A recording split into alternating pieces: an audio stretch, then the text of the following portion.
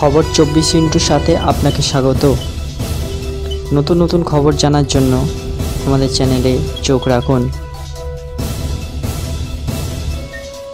নমস্কার, খবর 24 সাথে আপনাদের স্বাগত। দর্শক, রাজস্থানের পোখরানের বুকে আরও এক মাইলস্টোন ভারতে। ফের এলো সাফল্য, নিশানা একেবারে নিখুঁত।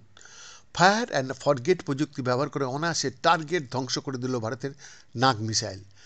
সর্বাধিক ও সর্বনিম্ন দূরত্বের টার্গেট ধ্বংস করতে সফল হয়েছে এই মিসাইল। সোমবার ভারতের মাটিতে তৈরি নাগ মাক-2 মিসাইলের পরীক্ষা করে ডিআরডিও।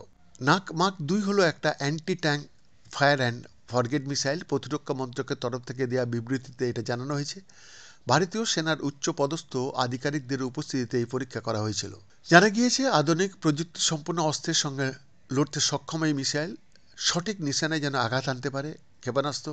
তার জন্য লঞ্চ করার আগেই টার্গেট নির্দিষ্ট করে দেওয়া যায়, যাতে কোনোভাবে কোনো ভুল না হয়ে যায়।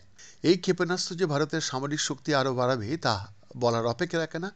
এই সাফল্যের পর ডিআরডিওকে অভিনন্দন জানিয়েছেন রাজনাথ সিং। তিনি বলেছেন, নাগ মাক-2 ভারতের আত্মনির্ভরতা নিশ্চিত আর একবার করল।